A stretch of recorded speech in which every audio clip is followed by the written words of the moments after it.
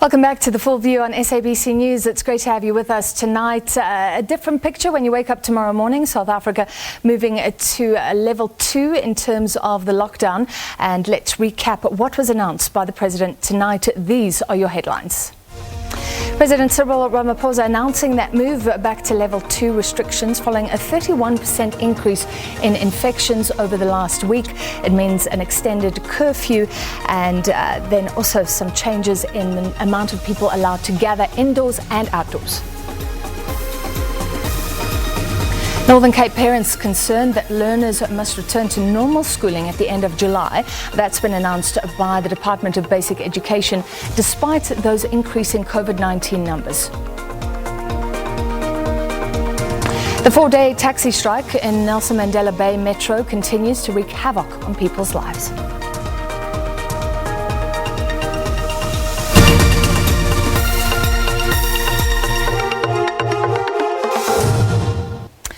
All right, the President announcing tonight that South Africa will move to adjusted alert level 2 with immediate effect, effect from tomorrow. His address follows meetings in recent days with the National Coronavirus Command Council, the President's Coordinating Council and Cabinet. South Africa has seen an increase in COVID-19 infections, sparking fears of a third wave. Several provinces already officially in third waves. Cabinet has therefore decided that the country should be placed on adjusted alert level 2 with effect from tomorrow. This means that the hours of curfew will start at 11 p.m. and end at 4 a.m. It also means that non-essential establishments like restaurants, bars and fitness centers will need to close by 10 p.m. This is to allow their employees and patrons to travel home before the start of the curfew. It also means that all gatherings will be limited to a maximum of 100 people indoors and 250 people outdoors. Where the venue is too small to accommodate these numbers with appropriate social distancing, then no more than 50% of the capacity of the venue may be used.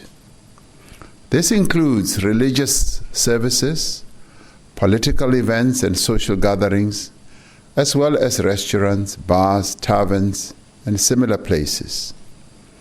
Several important measures remain in place. It remains mandatory, that is compulsory, for every person to wear a face mask that covers their nose and mouth at all times when in public spaces. It should be remembered that it is a criminal offense not to do so.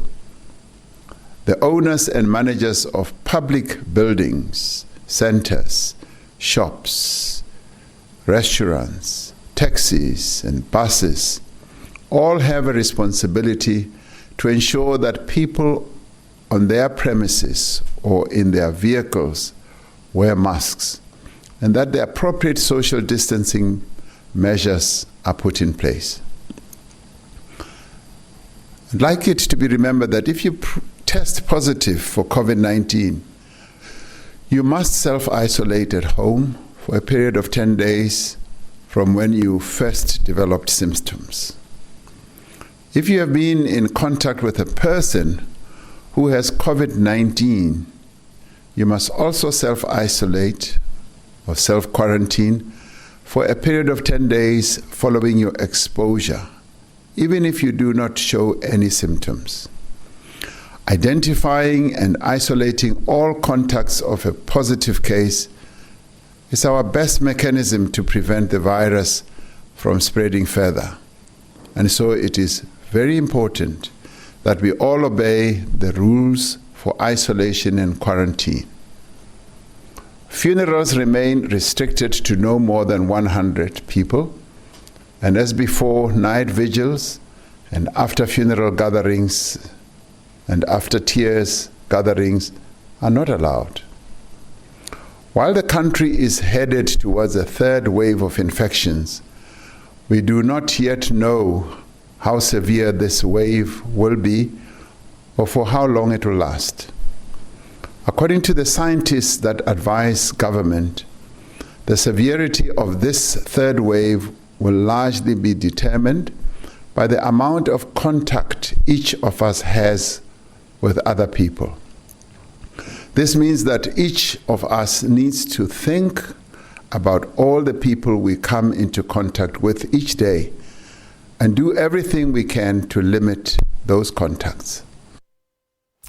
All right, so this comes after rising infections. To put it into context, the last time the President addressed the nation around COVID-19, the rate of infections around 1,200 on average per day. Let's look at the last 24-hour cycle, 4,519 new infections recorded in South Africa. So you can see the difference there. 70 more people have succumbed to COVID-19 related complications. That brings the national death toll to over 56,000. Active cases have increased to 48,000. Meanwhile, the President says the COVID-19 pandemic is the governing party's first real test since its establishment. All right, we brought you some reaction. The Restaurant Association incredibly relieved that the President did not mention the word alcohol at all tonight. Another group saying, though, that alcohol restrictions might be a good idea because people gather and they drink and they stop wearing their masks, etc. Joining us now for a reaction as well, Kurt Moore, CEO of the Liquor Association of South Africa. Mr. Moore, tell us where you stand. Good evening and thank you for having me. As the South African Liquor Brand Owners Association, we welcome the announcement made by the President this evening. We certainly believe that the announcement helps to balance saving lives as well as livelihoods. We remain very confident as the industry that our value chain partners in the on-trade, that's bars, taverns and restaurants, as well as the off-trade, the retailers in the off-trade sector, will help to adhere to the protocols. And so we're very appreciative of the President's announcement this evening. Yeah. However, given our recent history, when we start entering these waves, things go up pretty quickly, and we've seen that government has introduced complete bans before or restricted the sale of alcohol. So you must know it's coming. Are there frenzied discussions behind the scenes with government? We're in continuous engagement with government through the NEDLAC platform. Certainly as an industry, we are encouraging and calling on consumers to consume responsibly and to adhere to the protocols, the health protocols. We are, however, convinced that the vaccine is the only true way out of this pandemic. And as such, as industry, we are committed to being assisting government with the massive logistical exercise that it's faced with in rolling out its vaccine program. What is the fallout from wave 1 and 2 for the liquor industry? There was huge concerns about a loss of business, basically, but there has been something of a return for quite a long time to normal economic activity, normal social activity. Where does the industry stand right now? Well, absolutely. As an industry, we were on our knees and we are in the recovery phase. I think we are closely linked to the tourism sector insofar as the wine industry is concerned. Also, the restaurants play an important role. We did some research that suggested that over the 19 weeks we are banned, over the last 12 months, we lost 36 billion rand in revenue. And government also suffered in terms of the losses to the fiscus. We've also done an assessment of the illicit trade that happened during the ban. And in 2020, the research suggests that as much as 20.5 billion rand went into the illicit trade, and it resulted in 11.3 billion rand loss for the fiscus. So those are significant numbers. You must be concerned about, finally, I don't know if you've seen it, but we reported on an interesting study recently focusing on one hospital, saying that those trauma cases that can put pressure when hospitals are already dealing with COVID-19 cases, those didn't reduce until there was a complete ban on alcohol sales. So the restrictions didn't work. That could mean that government will look at complete bans as a more ready solution in future. Are you worried about that? We are concerned about those assessments. We've set, and throughout this pandemic, we've asked government to please share the data that it relies on to inform those decisions. Certainly, as an industry, we are concerned about the increase in the numbers. We are committed as South Africans to help to flatten the curve. We're also committed to working with government to addressing the concerns that there is regarding alcohol abuse. And more importantly, as I mentioned earlier, we are committed to helping government in rolling out the vaccine program because we believe that that is the sure way out of this pandemic. All right, CEO of the Liquor Association, Kurt Moore, thank you for your time. We're now joined for some more political reaction. I'm joined by the leader of COPE, Masiwe Lekota. Mr. Lekota, your response to the President's address? I may say that in one word that to the extent that government has continued to pay attention to this coronavirus endemic, all of us have to be grateful that they're trying to make interventions to contain it. But let me make a point which I find must be made. The government is not only concerned about this coronavirus, it's also concerned about the levels of corruption in our society. But what surprises me with the president is that there is now a revelation that his Minister of Health, directly responsible for dealing with this coronavirus and all that goes with it, has got information which all of us have before us today, that the Minister of Health has been doing corruption with the money that should have been used to buy these medicines for the people of our country. But he's doing nothing about it. Yeah. And even now, he speaks the whole evening about this. He's not saying a word about what he's going to do with the minister, who clearly has abused from the information before us, abused lots of resources that should have been used to buy, medicines and make them available to the people of our country. Mr. Lekota, the President has said he will take appropriate action after the SIU report is concluded. Is that not good enough? It's by far not good enough. To hear that a minister given resources, instead of using those resources to buy vaccines for the people, misuses them, and then the president still says, no, I will in good time and all of that. People are dying. Our people are dying. I'm on the queue now, among others, to get the vaccines. And I can't understand that he can be so indifferent on an issue like that. All right, that really is the only thing I'd like to say this evening.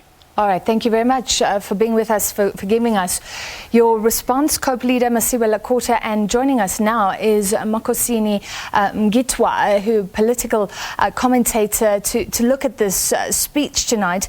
Mr. Mgitwa, thank you very much. Let's start with this issue of the health minister, because so many opposition parties, I think all barring one tonight, mentioning that this was the elephant in the room that the president did not address. Do you agree?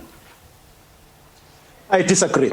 The message that was important for today was, how is this level 2 going to affect us? What is it that we need to do? What is that we don't need to do? If you take a matter that is as volatile as that of the Minister of Health, and you put it together with the announcement that you are making about level 2 lockdown. The message about level 2 lockdown is going to be lost, and what we're going to be talking about is the Zweli Mkhize matter, which does not take us forward. I think it was sufficient for him to say when he said it, that he's going to do something about it. He's waiting for the SIU. So let's put the matter in abeyance. And I want to say also that this thing of step aside, that you're facing serious allegations and therefore you must step aside, it works in a normal situation. It works in a normal society. South Africa is not a normal society in that, the majority of politicians, especially those who are in government, I can say without any fear of contradiction that they are either corrupt or they are accused of corruption. So if you have corruption being so rampant and so many people facing so many corruption allegations, you may end up having no cabinet at a time when we are fighting a war against an invisible enemy. Yeah. So I think the president was correct in restricting himself to the message about level 2 lockdown instead of confusing viewers and listeners and the citizens by talking about a matter that is already receiving attention. I can understand from the point of view of the politicians, because other political parties, because they are smelling blood. They see something that they can rally their own supporters around, but it does not help the country. What may be good for opposition parties is not good for the country in this particular instance. What you've said is so sad, though, that basically everybody's corrupt, so let's just leave some sort of governance in place, some sort of leadership. I mean, this became intermeshed. This issue of corruption became so important during COVID-19 lockdowns because in the face of, like Masiwela Kota said, life-saving PPE needed, there were claims of corruption. Forget tonight, but this health minister issue must be a huge thorn in the flesh for the president right now. Let me tell you why the problem of Zweli Mkhize and the allegations against him is problematic, and so are other allegations of theft of money meant for PPE in Gauteng. Schools were sanitized for over 400 million rand. All these things land on ears of people, South Africans, who are tired of corruption. They don't want corruption anymore. And here we are, we have a government shutting down the country, shutting down the economy. There are people who are in the gig economy, people who get piece jobs from time to time for them to make a living. You shut the country, people can't work. Those who are in government continue earning their salaries. People can't make money. And they hear stories that money that's meant to provide relief for them is being stolen. They are going to be unhappy about that, and that will interfere with the messaging from the government. Let me make an example, for instance. The president comes on television. He tells people that we shouldn't have gatherings. Gatherings must not exceed this number. If you go out, wear a mask. What happens? ANC politicians face corruption charges. Then you have super spreader events around courts. So you are saying to people, don't do this, but we are going to do it. And when people see pictures of that on television, they assume that, well, government has moved on from this issue of COVID. There's no COVID anymore. People are having a political gathering around court, no masks inside. So we don't need to wear masks. And then you see spike because the government is not communicating in the right way. If the president says, the president of the Republic, who is also the president of the ANC, if he says, don't do this, it's the ANC members and leaders who should follow him first. But if they defy him, who are other people to respect what the president is saying? All right, thank you for your time tonight. Political analyst Makosini Mgitwa, now on the line, EFF spokesperson Sinawa Tambo, joining me. Mr. Tambo, your response on behalf of your party tonight. Thank you very much, Francis. Just to make a brief correction, I'm the head of presidency, not the spokesperson. So the EFF, of course, notes the announcement of the adjustment to level 2 in terms of restrictions to combat the spread of COVID-19. And we believe it was an inevitable turn of events considering the pathetic pace of vaccination in South Africa and a period of COVID-19 that has been characterized by corruption and just insufficient and poor pharmaceutical capacity by the state. But I think the most important thing that we want to register is that we are very concerned about how the government thinks it's going to conduct free and fair elections, local government elections, when the months predating the elections themselves are characterized by restrictions, which will, of course, affect how constituents and the electorate engage with political parties, their manifestos, and how political parties, of course, canvass their perspectives and their manifestos of how they seek to achieve alleviating poverty and inequality in the country. Yeah. And in fact, we believe that any attempt to hold elections under these circumstances is an attempt by government to retain power through a manipulative use of the pandemic, in the sense that they know that opposition parties won't be able to meaningfully engage the electorate, and that serves to their advantage. Well, what would you say to people who have the opposite worry? There have been claims that governments around the world have used COVID-19 restrictions as an excuse to limit people's democratic rights. Surely that would be a claim against the government if it said, now we're not going to have local government elections. Look, we absolutely agree that any attempt to hold elections under the current conditions where gathering is just generally a risk is a form of fascism in our understanding. It's a suppression of democracy. So if government were to put a stop to but people would say their democratic rights need to be exercised. Therefore, the local government elections should go ahead unless it's absolutely necessary to curtail them. Well, a responsible state that acts in the interest of a collective. I mean, it would be government itself that would decide, for example, to hold local government elections. And government is not a government that exists in isolation. It is constituted on the basis of an electoral mandate. And the majority of the people, for example, elected the ANC into governance and the Democratic Alliance and the Economic Freedom Fighters, respectively. So if government collectively were to make a decision to postpone local government elections, it would be based on the electoral mandate they got from the people who voted them into office. Government is not in a silo. It's a representation of the people. It's a representative state. So such a resolution would be in line with any resolutions that a government takes on behalf of its citizens. So the point that I'm trying to get at is that, and impress upon you and, of course, the listeners, is that an election that is held under circumstances where gatherings and interactions are restricted is a suppression of democracy. Is a suppression of democracy. Because it means that no one will be able to meaningfully engage in mass gatherings and meaningfully engage in canvassing their perspectives and views. So our belief is that the declaration of election means that there can't be restrictions that dictate political parties how they conduct their political campaigns in relation to their constituencies. So we are standing by that perspective, and of course we hope the IEC will take into consideration this adjusted level of lockdown into its inquiry headed by the Chief Justice in terms of whether it's feasible to hold free and fair elections under the current circumstances. All right, thank you very much. Head of the presidency at the EFF, Sinawo Tambo. Now, President Cyril Ramaphosa says almost 1 million South Africans will be vaccinated in coming days, and that's counting since the inception of the COVID-19 vaccination rollout in February this year. It has been mainly frontline healthcare workers getting the jab. The second phase, targeting older people over 60 years of age, started 2 weeks ago. President Ramaphosa has assured South Africa that the vaccines used have been tested and approved by the South African Health Products Regulatory Authority, or SAPRA. Other vaccines, which include Sputnik from Russia, another one from China, are still to be given the go-ahead by the authorities.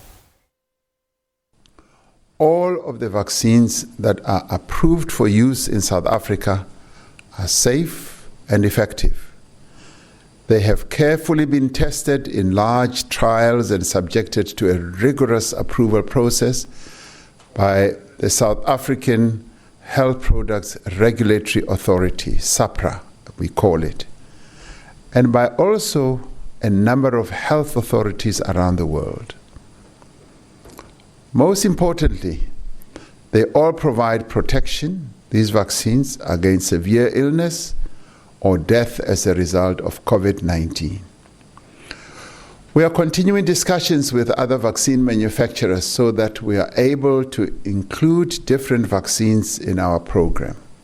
Some of these manufacturers, such as the Sputnik, Russia, and the one from China, are in the process of seeking the necessary approvals from our Health Products Authority. The mass vaccination campaign is a joint effort with all our partners. There are now more than 400 vaccination sites in operation across the country in both the public and the private sectors. As we have previously reported, we have secured enough vaccines to reach all adults in the country, which is around 40 million people.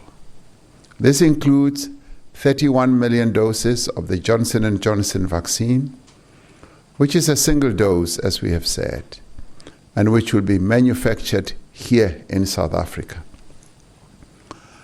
It includes 20 million doses of the Pfizer vaccine, which requires 2 doses to provide full protection. The scheduled delivery of the Johnson & Johnson vaccines has, however, been delayed due to regulatory issues related to a lack of adherence to proper standards at a manufacturing plant in the United States of America.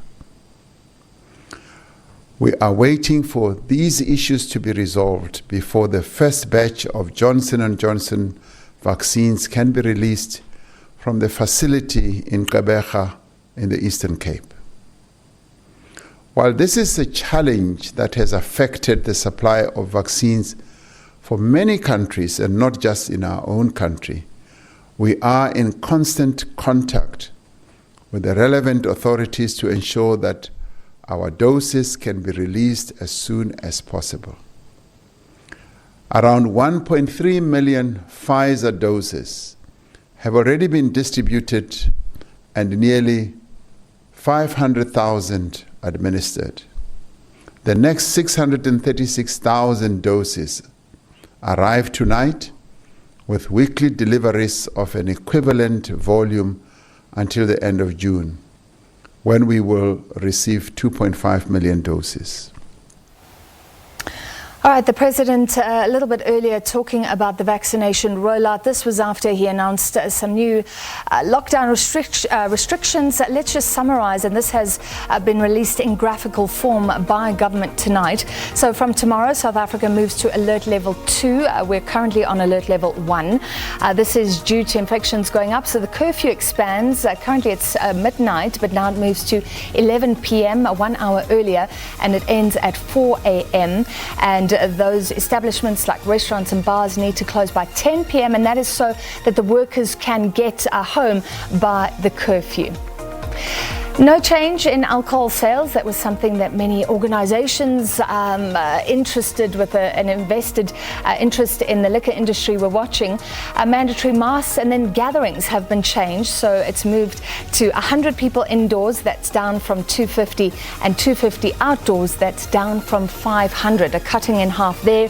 And if establishments can't meet these numbers, they have to adhere to the no more than 50% capacity.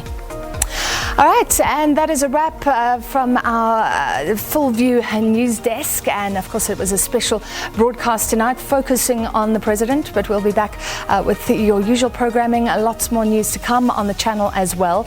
But from me, a very good evening to you. Ciao.